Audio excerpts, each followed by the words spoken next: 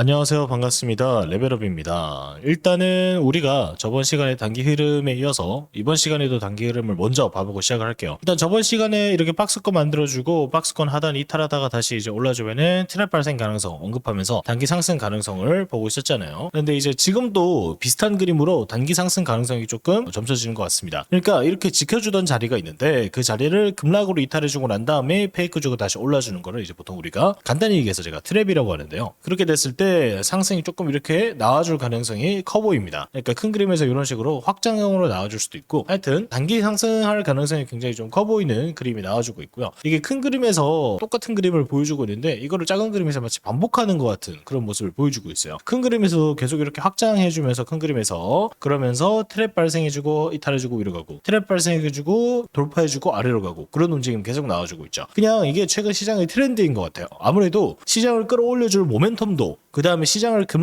확 급락시킬 이슈도 없다 보니까 이게 그 사이에서 줄다리기 하면서 오를 것 같지 내릴 것 같지 하면서 양방으로 롱숏 다 죽여주는 그런 움직임 보여주고 있는 것 같습니다. 자, 하여튼 간에 뭐 이게 그렇게 큰 일은 아닌 것 같고 그냥 당분간은 계속 횡보가 지속될 것 같아요. 하지만 좋은 뉴스도 쌓이고 있는 반면에 이 악재들도 쌓이거든요. 관세 같은 경우도 지금 뭐 10% 한다, 15% 한다, 25% 한다, 누구 나라에게 무슨 관세를 먹인다, 관세를 더 먹인다 안 먹이겠다 이러면서 악재를 점점 더 쌓아가고 있어요. 그러다가 탁 임계점이 터지는 순간이 오거든. 그때 이제 어느 쪽으로 폭발할지는 제가 생각했을 때는 좀 하방이지 않을까. 그러니까 장기적으로는 상승으로 폭발할 만한 이슈들이 많지만 중장기적으로는 하방으로 한번 팡 터져줄 만한 이슈들이 더 많기 때문에 그렇습니다. 자, 그래가지고 이제 뉴스들을 보니까 뭐 좋은 뉴스도 있어요. 블랙록이 스위스에서 비트코인 현물 투자 상품 출시 계획이라고 하는데, 스위스는 알다시피 세계의 금융 허브 중에 하나거든요. 자산들을 여기에 굉장히 많이 보관을 하고 있고 대표적인 중립국이기도 하고, 그래서 스위스에 이렇게 하면은 뭐 좋겠죠. 그 다음에 뭐 유럽에도 천천히 가상자산 친화적인 정책을 펴면서 가상자산의 추가 유입을 기대를 할 수가 있겠죠. 그런데 사실은 우리가 봐야 되는 거는 트럼프 관련 이슈잖아요. 그렇죠? 트럼프가 10일 모든 철강과 알루미늄에 25% 관세를 발표를 한다고 합니다. 자, 그러니까 세계 철강 소비가 대부분 다 어디서 일어나냐면, 여러분들 뭐 아시는 분들은 아시겠지만 미국이에요. 미국의 내수가 세계 최강의 내수입니다.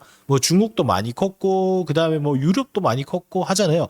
유로존을 다 합해도 미국 내수에 발끝도 못 미쳐요. 발끝은 미칠 수 있겠습니다만, 제가 알기로는 미국이 중국 내수의 약 3배 규모입니다. 3배 규모. 중국이 그렇게 부자로 성장하면서 주요 고객으로 떠올랐잖아요. 그러니까 옛날에는 생산자였어. 그런데 이제는 부자들이 많아지면서 주요 고객으로도 떠오르고 있어요. 그런데 문제는 뭡니까? 그 중국보다 미국의 내수가 3배 크다는 거야. 그래가지고 미국 내에서 미국에서 생산된 철강과 알루미늄의 경쟁력을 올리기만 해도 기업들은 충분히 살아남을 수 있다는 트럼프의 계산 같거든요. 이게 철강과 알루미늄을 콕 집어서 관세를 하는 이유가 뭐냐면 중국을 견제를 하는 거예요. 중국을 견제를 하고 있는 거고, 왜냐면은 최근에 한국 철강 산업이 많이 말라붙었어요. 중국이 있잖아, 말도 안 되는 가격으로 철강을 덤핑하고 있어. 그러니까 뭐냐면 이거는 거의 인건비도 안 나오는 수준으로 거의 철강을 갖다 버리듯이 덤핑을 하고 있으니까 우리나라나 주변 이제 철강 강국에서도 뭐 이제 쪽을 못 쓰는 거죠. 아니, 왜냐면은 우리나라 이렇게 해가지고 해도 10,000원 나오는데, 근데 중국에서는 이런저런 해가지고 1,000원 이렇게 나와버리니까 한국 철강 관계자들이 저거는 말도 안 되는 가격이다 이렇게 얘기하면서 철강 업체가 무너지고 있습니다. 그래가지고 근데 그건 이제 한국 상황뿐만 그런 게 아니고 미국도 똑같은 상황이거든요. 그래가지고 이렇게 철강과 알루미늄에 관세를 먹여가지고 중국이 철강 산업을 완전히 말라 죽여가지고 혼자서 독점하기 전에 치킨 게임 하고 있는 거거든요.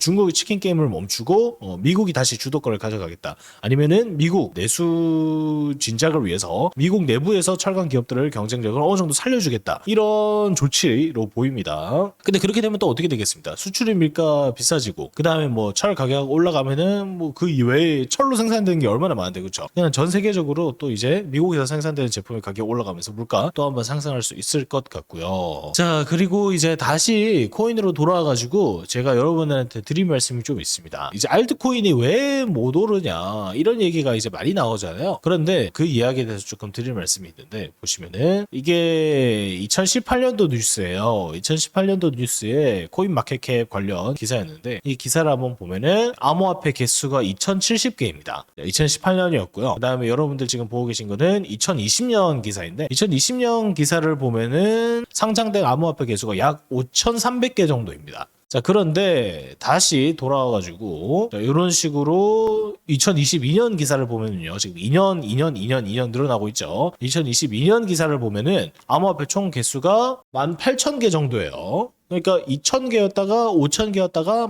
18,000개로 암호화폐 개수가 많이 늘었죠. 자, 이게 이제 2022년입니다. 그런데 지금 한번 볼까요? 지금 가상자산 개수가요 1,100만 개를 돌파했어요. 암호화폐 개수가 1,100만 개를 돌파를 했습니다. 지금. 그래가지고 이거는 제가 생각했을 때 조금 못 오른 이유를 이제 알겠죠. 1,100만 개예요. 2,000개, 5,000개, 13,000개, 1,100만 개예요. 개나 소나 알트코인들 막 상장시키면서 거기로 돈이 막 몰리니까 뭡니까? 완전 찌끄레기 코인들도 코인마켓캡에서 받아들여지기 시작하고, 그러다 보니까 코인마켓캡에 등록된 코인만 1,100만 개를 넘어갑니다. 이렇게 돼버리면은 시장에 오를 수 있겠어요? 없겠어요? 왜 못 오르는지 이제는 아시겠죠? 코인들이 미친 듯이 많아지니까 모두 오를 수가 없는 거야. 그래가지고 이럴 때는 오히려 중대형 종목 우리가 미리 선점을 해놔야 됩니다. 자, 덱스스캔에서 핫한 종목들 하나도 모르겠거든요. 요즘 핫한 코인들 나오면은 매주 트렌드가 바뀌어. 저번 주에는 요런 코인이 올랐다가 이번 주에는 요런 코인이 올랐다가 보면은 상장된 지 막 일주일도 안 된 코인들이 엄청나게 미친 듯이 가. 그 다음에 다음 주에 잊혀져. 그런 코인들이 수두룩 빽빽입니다. 그래가지고 우리가 이렇게 코인들이 많은데 모두가 유동성의 혜택을 볼 수는 없겠죠. 떨어지는 건 당연한 것 아닌가 이렇게 생각을 하게 되네요.